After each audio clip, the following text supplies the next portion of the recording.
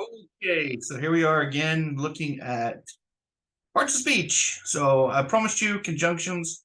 Should have done it a couple of days ago, but to be honest, I just finished Green Mage Metamorphosis, and it was right up to the wire. I mean, I was writing, right up to the end and editing and doing all the stuff I needed to do right at the end.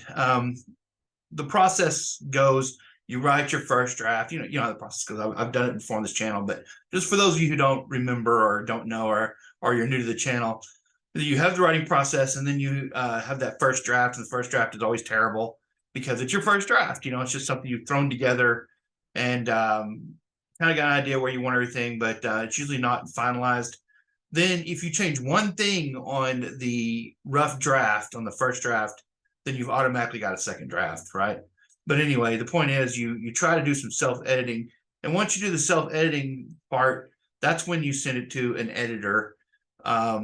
After you've already tried to do some, well, not tried, but you know what I mean. After you've already done some self-editing, then you send it to the editor. The reason why you do this, some people think that, oh, well, isn't that the editor's job? You just go ahead and write the first draft and then send it to an editor. Well, the problem with that is the editor is going to take a lot more time to get your manuscript back to you. And if you watch my editing video, then you know what I'm talking about. They'll take a lot more time to get that manuscript back to you. And then when they do get it back to you, of course, you have to implement the changes, and that takes some time because, unless you just blindly trust the editor, which, you can if you want, but sometimes the editor might suggest a change that you might not want. And that's one of the topics of today that we're going to be looking at, is one of the number one things that I've had trouble with in my own writing career, and the thing that I had trouble with when I was in high school, and one of the things that I grit when I'm grading papers like essays. The number one mistake that I'm always correcting is comma usage. And today's video about conjunctions will help a whole lot with where to put those commas, especially when it comes to coordinating and subordinating conjunctions. So that's what we're doing today. But anyway, back to what I was just saying. I got the editing back. I was looking at that. Then you have to make your changes, and then sometimes the editor will want to do a second pass after you've made your changes, just to make sure they caught everything and you catch everything. And it's a kind of a weeding process. Do you hammer it out and you end up with your final draft? And so I was working on my final draft all the way up until the time of publishing, with Kindle Direct Publishing, where I published Green Mage. You have to submit it like 78 hours before it's released or something like that. Anyway, they give you a time frame, and I was working right at that time frame. Anyway, so here is our videos. Oh, that's some of my books right there. You can't really see them right now, but I ordered some in. I'm going to order some more in. Here's that. Oh, yeah. Well, if you've watched my editing video, then you saw me edit this book. This is the book that I edited. And as you can see, it turned out. Let me see. Get a page here. Sorry. As you can see, it turned out great. Just open to a random chapter. But anyway, it turned out to be a great little book. Anyway. So, all right. So let's get into the conjunctions. We're going to start off with what's called coordinating conjunctions. All right. So let me jump in here. Share screen. The one thing I need to talk about, just want to touch on briefly, is I only have a very limited amount of subscribers, but I did get a subscriber not too long ago that was putting stuff in my comments that was just bizarre, and I don't know what was going on there, but I ended up having to ban them.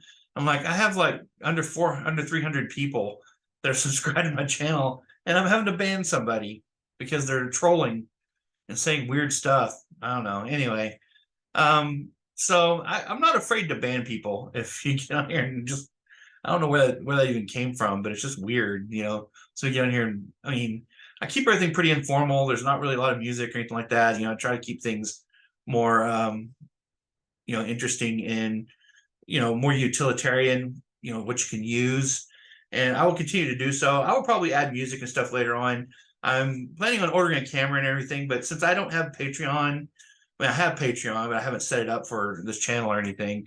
Will sometime in the future, but the point is I have to rely on all the equipment and everything myself. I have to buy it myself and all that. So I've got some stuff in the works to get a better camera and do some better editing and stuff and make better videos as we go along and as I increase with subscribers. So it won't always be this kind of, way, but eventually I will. But like I said, since I don't have Patreon and of course I only have fewer than 300 subscribers right now, and I don't have any way of anybody to donate anything to me or anything like that. I'm just going off my own salary. Because of that, it's kind of slow going.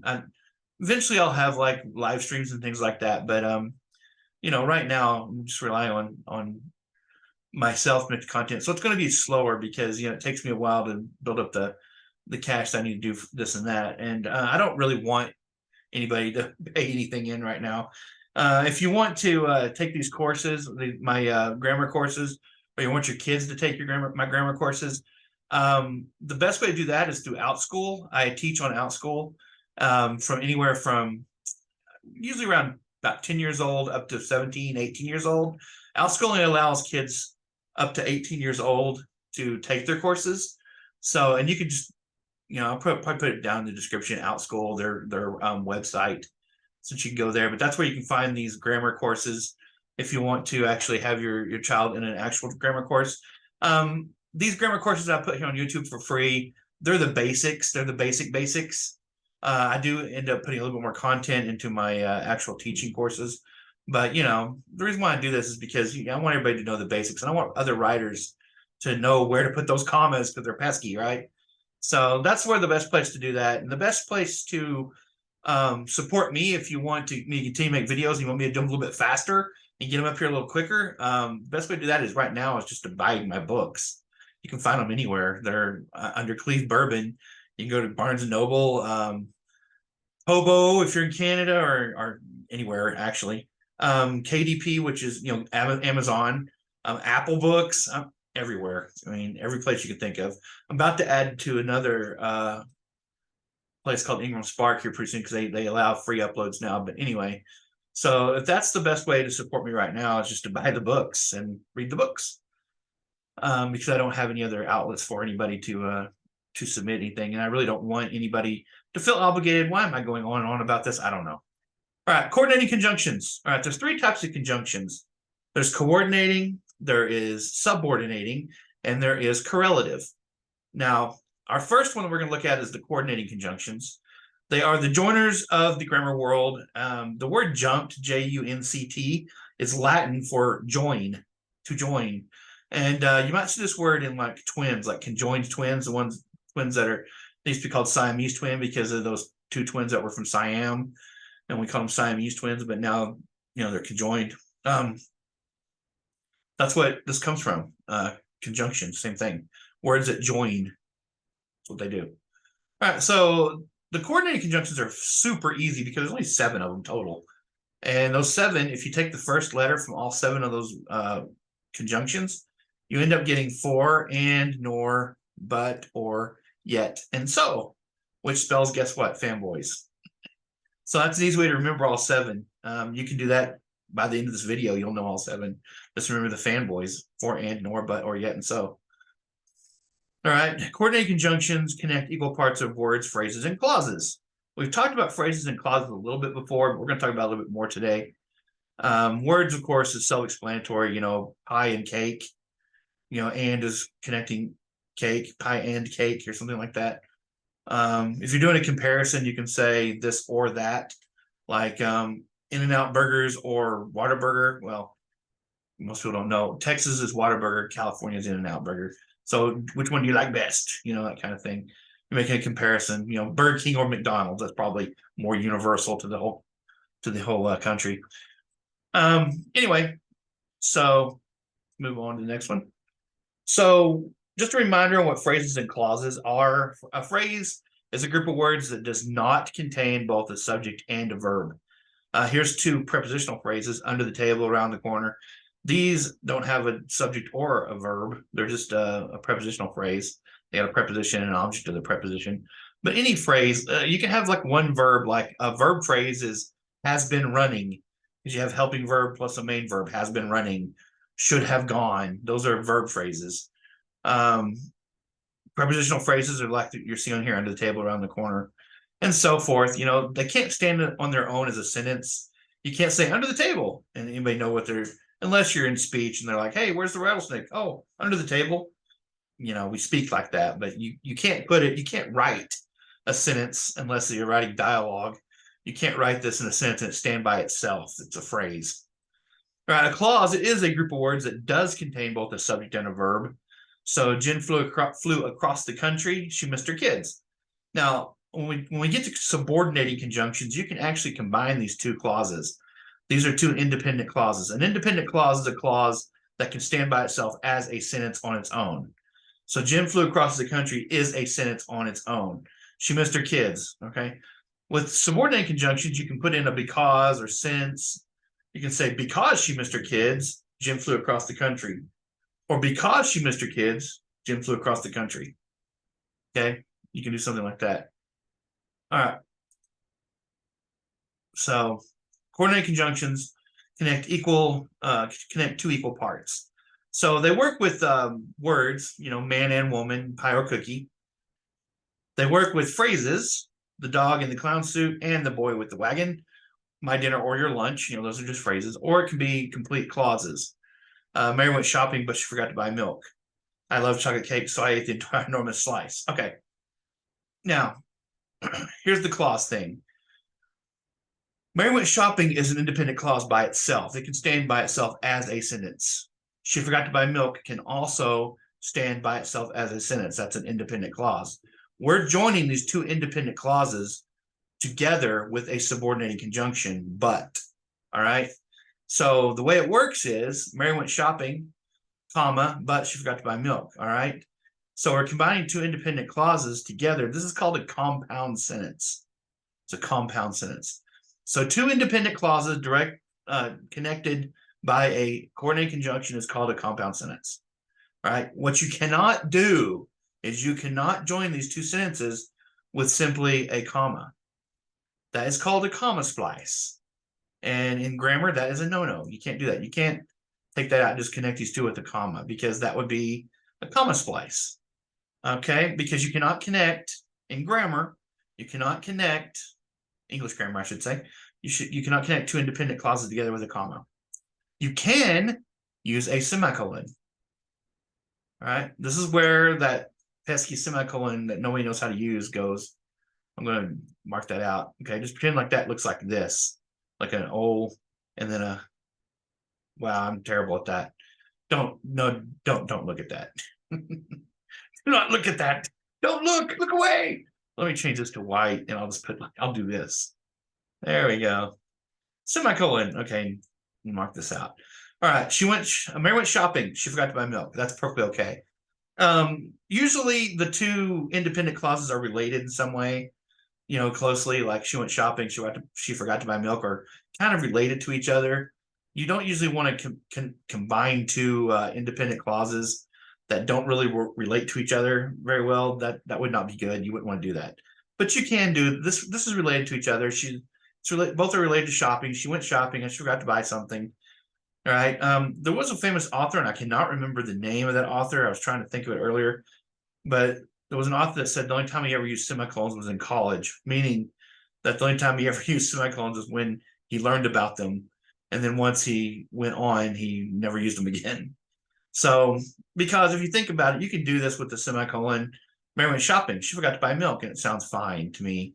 But most of the time, we smooth it out by going ahead and putting the conjunction. Mary went shopping, but she forgot to buy milk. I almost like the semicolon one for this particular compound sentence. I like it better with just a semicolon. Mary went shopping. She forgot to buy milk. It sounds better to me or something. All right, the next one, I love chocolate cake, independent clause. I ate the entire enormous slice, independent clause. Connecting together with a coordinating conjunction. So, one of the fanboys. So you put a comma there. All right, so here's some of the things that people always ask me. They go, okay, well, I see some sentences that have a coordinating conjunction that connects two independent clauses, and there's no comma there. Why is that? Okay, well, supposedly if the sentence is clear without the comma, you don't have to put in there, it's not needed. However, if you always put the comma before the subordinating conjunction, no one's ever going to count you wrong. No one's ever going to say, oh, that doesn't belong there, because it kind of always does, even if it's a short, small sentence. However, you can get away with not putting them in there occasionally. And you see this a lot in writing. There'll be something that's like very short sentence. That's if it's understandable without the comma, it's fine. But I just always tell people to go ahead and put it anyway, because if you leave it out, someone may count you wrong somewhere. But if you put it in, then you probably won't ever get counted wrong, unless there's certain exceptions. But for the most part, you don't have to worry about it. Just put the comma in. That's where it goes. All right. And like I said, if you don't use a coordinating conjunction, then just put a semicolon and you're fine. You're golden. Just remember that two independent clauses connected with a comma is a comma splice, and that's a no-no. Don't do that. Okay. Let's move on. All right. So we'll do some practice. That's all there is to coordinating conjunctions. It's not hard. So this has a compound subject, meaning that there's two subjects. Tim and Mary, they're being connected with a coordinating conjunction. Tim and Mary are my friends. Now, this sentence is considered a simple sentence, has one verb. It just has a compound subject is all. It's not a big deal. So Tim and Mary are my friends. There's nothing being joined as far as phrases and clauses. This is just a couple of words, two proper nouns, and that's fine. All right, next one, try calling Tim's phone, or you can try calling Sean's phone if you wish. In this sentence, we've got a compound sentence. Because if you break this sentence down, you've got try calling Tim's phone, which is an independent clause to stand on its own. You can try calling Sean's phone if you wish. That's also an independent clause. It can stand on its own. So we're connecting them together, compound sentence. So you might be asking yourself, you might be asking me, or you might not be asking anything at all, but what you should be asking in your brain right now is, okay, that's a compound. What's a complex? Well, I'm glad you asked. A complex sentence is when we get to the subordinating conjunctions. That's what a subordinating conjunction does. It makes complex sentences. All right, so just remember, this is a compound. Coordinating conjunction combining two independent clauses is a compound sentence. All right. We're going to get to complex in just a moment. Complex sentences. All right, Tim nor Sean has a phone. Okay, here once again, this is a simple sentence with a compound subject. All right, but it's a simple sentence. There's no clauses or phrases being combined here. All right, this has two independent clauses being combined with but. I find grape juice delicious, but I really like apple juice too. So this is a this is a compound sentence. Two independent clauses connected with a coordinating conjunction. All right, and that's it for coordinating conjunctions. So I'm going to jump to subordinating conjunctions. But before I do that, I'll tell you what a correlative conjunction is. A correlative conjunction is where you have two parts to the conjunction, like neither nor. Neither John nor Jack bought the fireworks, or something like that. You have two parts. They're correlative because they have two parts to the conjunction. So both and, neither nor, either or, those are what's called correlative conjunctions. Most of the time, the second conjunction, like the or, the fanboy one, we just consider that one. We don't really. There's not a lot of ways that we trying to explain this in a way that doesn't sound ridiculous. We don't pay attention to correlative conjunctions very much. That's the best way I can explain it. We don't really, as English teachers and as a teacher, I don't really pay a lot of attention to correlative conjunctions. If you put neither nor, either or, that's fine. Or and both and, that's okay. But we don't push it. Most of the time, it's either a subordinating conjunction or a coordinating conjunction. All right, but just be aware that a correlative conjunction has two parts. Both John and Jack bought the fireworks or whatever. The both and the and go together. They're correlative. All right, anyway, so let's move on to subordinating. Okay, they're a little bit more tricky than coordinating conjunctions because there's not just 7 of them. Okay, there's a whole bunch. And also, I need to tell you something else about them. This is the conjunction where I find the most comma mistakes when I grade essays is when people are trying to use subordinating conjunctions. All right. This is the biggest error. All right. So what is a subordinating conjunction? I'm not going to go. I'm using this as a guide, so I'm not going to read all of this. I'm just going to kind of go over it a little bit.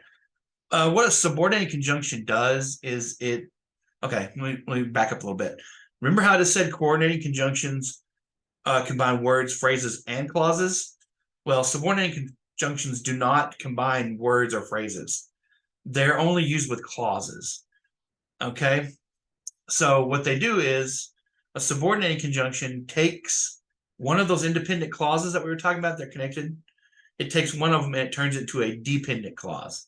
So what's a dependent clause? Sometimes it's called a subordinating clause. Well, it's a clause. It has both a subject and a verb. It's a clause that does not stand on its own. It cannot be its own sentence. Okay, I'll explain more here as we go along. So here's how it works. Jill dropped the soda on the floor. All right, so this is a independent clause. We have our subject Jill. We have our verb dropped. Okay, so it has all the criteria to be a clause, and it is a clause. It's an independent clause, which means it can stand as itself by itself as a sentence. So what we do to this to make this a subordinating clause or a dependent clause, as it's called sometimes. Well, most times it's called dependent clause, but if you see subordinate clause, it's a dependent clause. It's the same thing. All right. So when you look at this sentence, if we want to change this to a dependent clause, we just add a word like since or because Jill dropped the soda on the floor, right? Because Jill dropped the soda on the floor cannot stand as on its own anymore as a sentence because the word because makes it dependent. So what's it dependent on? It's dependent on what's called the main clause. So you have to add more information for it to make sense. Okay, so you have to have three things to have a sentence, right? You have to have a subject, a verb, and a complete thought. The complete thought means that it has to make sense. So what a subordinating conjunction does is it takes a sentence that has a subject, a verb, and a complete thought, and it takes away the complete thought. It takes away the complete thought. So it doesn't make sense by itself anymore. Because Jill dropped the soda on the floor, what's the repercussion? We don't know because there's not any more information. So we have to add that to it. And then we get, because Jill dropped the soda on the floor, she had to clean it up. All right, she had to clean it up is what's called the main clause because it is another clause. She is the subject, had is the verb. You might think, well, to clean is the verb. No, to clean is an infinitive. She and had, she is the subject, had is the verb. She had to clean it up. All right. So the subordinate conjunction is because that's the word we added that combines the two together, right? Without because, we have two independent clauses. So when you add because to this independent clause, it becomes dependent. Since it's the opening sentence of this, it's the opening clause of the sentence, you always put a comma after that first clause. All right. If it was reversed, she had to clean it up because Jill dropped the soda on the floor, which sounds kind of weird. But if you reversed it, you would have no commas. All right. The comma is only in here because we have the subordinate conjunction as the first word. And this first clause is the dependent one. Therefore, you always have a comma after the dependent clause if it opens the sentence. All right, let's look at this some more. The teacher assigned homework, or the teacher assigns homework. All right, independent clause can stand by itself as a sentence. Okay, now we're going to add whatever to it, or whenever, not whatever, whenever. So we get whenever the teacher assigns homework. Okay, so it changes when we put whenever. Now notice we don't change this at all except by adding a word to it. It's all you do to make it dependent. You don't take anything away or add anything to it. All right. Well, you add something to it. You add the conjunction, but you know what I mean. There's nothing. You don't change the actual sentence itself, except for adding the conjunction. So whenever the teacher assigns homework, what? Whenever the teacher assigns homework, and there's nothing else, so we have to add something. All right. So whenever the teacher assigns homework, the students start to cry. Whenever the teacher assigns homework, everybody screams in protest. Whenever the teacher assigns homework, the students run for the hills. Whenever the teacher assigns homework, the students jump for joy because those are the good students. Anyway, it doesn't matter what the main clause is as long as it completes the thought. We have our subject, teacher. We have our verb, assigns. When we put whenever in front of it, it does not make sense by itself. So it doesn't have its complete thought. By adding one of these I'm sorry, I keep saying one second conjunction. By adding one of these main clauses, you end up making it have a complete thought again. In other words, it makes sense. All right, so let's look at some of these. Subordinate conjunctions. Now, if you notice, there's not just 7 of them. There's a whole bunch more. Now, here's the deal. Why I wanted to teach I teach prepositions first, and then I teach conjunctions later. It's because if you watch that video a few weeks ago or a couple weeks ago, I told you that after and before and until, I told you those were time prepositions. Like until it rains, you don't need an umbrella. All right. But what are they doing here on the subordinate conjunction list? Well, I'm glad you asked, because if they're used in a phrase, remember I told you about phrases and clauses were going to be important? If they're used with a phrase, they're prepositions. If they're used with a clause, they're subordinate conjunctions. So if you use this with a part of a sentence, like the air smells fresh after it rains, that's a clause. Then after is a preposition. If I say, after you complete all of your homework, you can go outside and play, all right? After you complete all of your homework is a dependent clause. Because after you, subject, complete, verb, all of your homework, see, it's got both a subject and a verb in it. So after you complete all of your homework, comma, you can go outside and play, all right? So you can say, let's see, you need to dress warmly before you go out in the snow. Okay, that makes before a coordinated conjunction. But if I say before it snows, make sure you put on heavy clothes. I don't know, that doesn't make sense. Before it snows, buy groceries. All right, that would be a complex sentence. That would be a before it snows. Before it, subject, snows, verb. So you put verb on before on a clause, and it's a conjunction.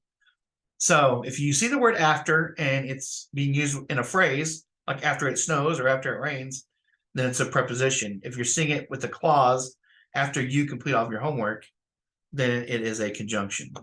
Okay, that's an important thing to remember. So phrases and clauses do pay a lot of, what was I going to say? Phrases and clauses do have an importance when you're trying to figure these out between prepositions and conjunctions. And another thing is, you can think of it this way, the prepositions don't join like the conjunctions do.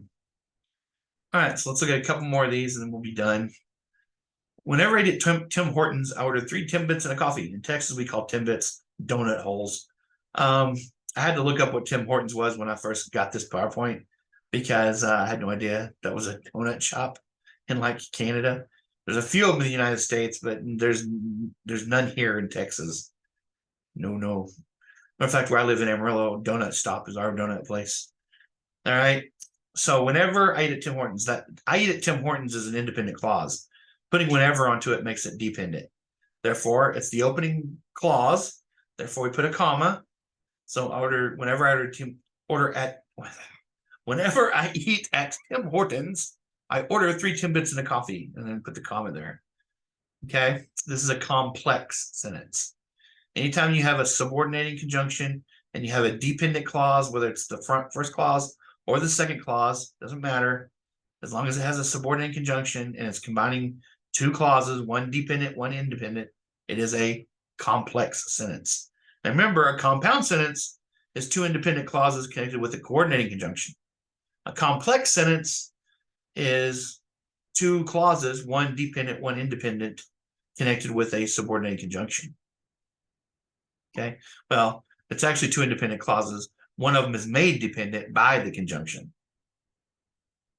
All right, Jason and Michaela did their homework during lunch because the teacher will be collecting next period. If you notice, there's no comma in this sentence because the subordinated conjunction is not the first word, or the dependent clause is not the first clause in the sentence. It's not the opening clause. The opening clause is the main clause. Jason and Michaela did their homework during lunch. So there's no comma because here's the conjunction because, and then this is the independent, I'm sorry, the dependent clause. So no comma. Okay. Since Josh and Amber had a project due after lunch, they decided to spend their lunch hour at McDonald's. Now this one, since is the conjunction, and this is the dependent clause, so you would have a comma. So if they decided to spend their lunch hour at McDonald's, since Josh and Amber had a project due after lunch, would not have a comma. Does everybody understand that? I hope you understand what I'm saying here. If the opening sentence is the dependent clause with the conjunction, and the conjunction is always the first word in that clause, then you always put a comma after that clause. If the main clause is the opening clause of the sentence and the dependent clause is secondary, there is no comma. Okay, I'm about to show you some examples of that, more examples here. If you need cash, you can use the debit machine at school. This must be a college because all the schools I worked in, they didn't have a cash machine, debit machine. Anyway, if you need cash, that's the dependent clause, comma, you can use the debit machine at school. So once again, if you reverse this, you can use the debit machine at school if you need cash. That would not have a comma. It's only got a comma because the opening clause is the dependent clause with the conjunction. All right. The police officer pulled over the speeding car, although the streets were very icy. Okay, again, no comma, because you guessed it, the dependent clause is not the opening clause. The only time you put a comma in a complex sentence is if the subordinating conjunction is first and the dependent clause is the first clause of the two clauses. Okay, so I can just hear it out there somewhere. Someone's probably asking, well, what's a complex compound sentence? Well, that has a dependent clause and two independent clauses. So the police officer pulled over the speeding car, although the streets were very icy, and gave a ticket. And gave the driver a ticket. That would be a complex, compound, complex. Compound, complex. Sorry if you hear my stupid cat. I cannot keep her from meowing when I'm talking in a room. She's always at the door. Like, can't get in. I call her stupid cat. She's not. She's a very smart cat. It's just, she wants to be in the room when I'm in the room. All right, so as I was saying earlier, when you have this sentence like this, if you were to reverse it and put the dependent clause first, like this, although the streets were very icy, the police officer pulled over the speeding car and gave a ticket, right? Still the same thing. Now we have a comma because the first clause is the dependent clause. So I can't really add, but if I was going to add to this, I could make it compound complex by adding another clause in here. You know, like I said, although the streets were very icy, the police officer pulled the speeding car and he gave the driver a ticket. That would be compound complex or complex compound. However you want to say it, doesn't matter. All right, here's another one. Since the 401 was jam-packed, I almost didn't make it to the airport in time for my flight. Okay, notice since is the subordinating conjunction. This is the dependent clause. We have a comma. But if we reversed it, I almost didn't make it to the airport in time for my flight. Since the 401 was jam-packed, there is no comma. All right, let's do that again. Even though the exam is in June, comma, I have already started reviewing my notes. All right. Even though is the subordinating conjunction. So, and the first clause is the dependent one. So we do have a comma. But if you reversed it, I have already started reviewing my notes, even though the exam is in June. There is no comma in that sentence, even though it's a complex sentence still, because the coordinating conjunction and the subordinate clause is second to the main clause. All right, I know I'm drilling that home over and over, but this is the #1 common mistake I see all the time. And I always say, this is a subordinate conjunction. This is a complex sentence. The subordinate conjunction is the first word. That means that the first clause is the dependent clause. You should have a comma there. If the first clause is the main clause and the dependent clause is the second clause in the sentence, you do not need the comma. All right, Shrek is my favorite animated movie because the characters are so funny. Okay, notice because is the conjunction. Because the characters are so funny is the subordinating conjunct or subordinating clause or the dependent clause, however you want to say it. So no comma. Because the characters are so funny, comma, Shrek is my favorite animated movie. This one, the dependent clause is first. So there's a comma. All right, last one. Because John threw the ball immediately, the player was out. Again, the first clause is the dependent clause, so it has a comma. One more, I guess.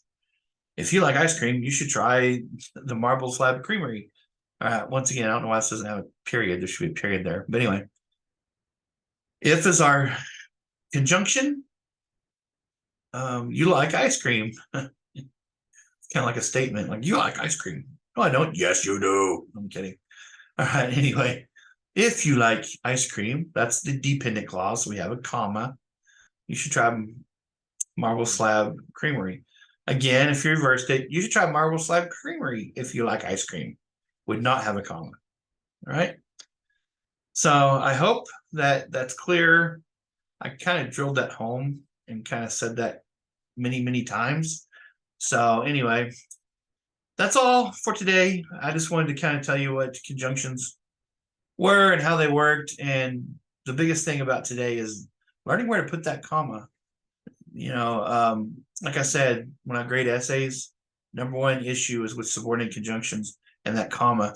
People want to put a comma if the main clause is first, and you just don't need it.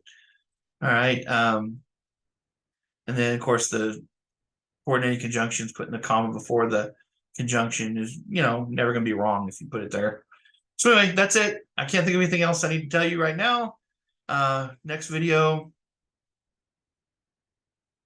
I don't know when it's going to be. It'll probably be over writing stuff, some to do with writing. I remember what I was going to say. I am writing Gray Mage. I just started it and I'm recording it, like I said. So I'll probably start dropping videos about the writing process. One thing that I'm looking into is doing some writing sprints on YouTube here. Maybe I'll record them and you can just watch them recorded, or maybe I will do them live. I don't know yet. Still working on that, but I have started it, which is it's the next series in the Mage series. But I don't know if I'm going to do every single time I write something. I might just do some chunks of it, like, okay, I have this much done, I have that much done, because I think every time I write, like if I write a chapter every day, I don't think every day would work out to, I might show myself writing every day and just kind of combine them together or something. But anyway, I am working on that. I'm going to show you some writing, the way I write, and how I edit and all that kind of stuff on a real book that I'm working on. Because a lot of times these author tubes, we authors, a lot of times we do 10 things you should avoid with, saying this or that. Those are everywhere. If you want a video like that, you can find them easily. My channel, what I want to do is, okay, here's me writing. Here is going from reality, from concept, from idea to from concept to idea to putting it on paper to editing to fixing to all that kind of stuff. Because I think that we don't really show enough of our actual writing, enough of our actual process. We talk about all these other top 10s, we talk about all this other stuff, but I don't think we actually show enough of the actual art of writing that we're doing. So that's what I'm going to be working on for the next few videos. And as far as the grammar video, the next grammar video would be articles, like a, and the. That's a very short video because there's not much to them. But anyway, I will see you then. If you have any questions or comments, put them down in the comment section. Like the video, subscribe, all that stuff. I usually don't say that in my videos, but I'll say it this time just for the fun of it. So it really helps me out, as they always say. It really helps me out to do that. Ooh. Well, of course it does. But anyway, it's up to you if you want to. All right. I'm going to go now. Bye.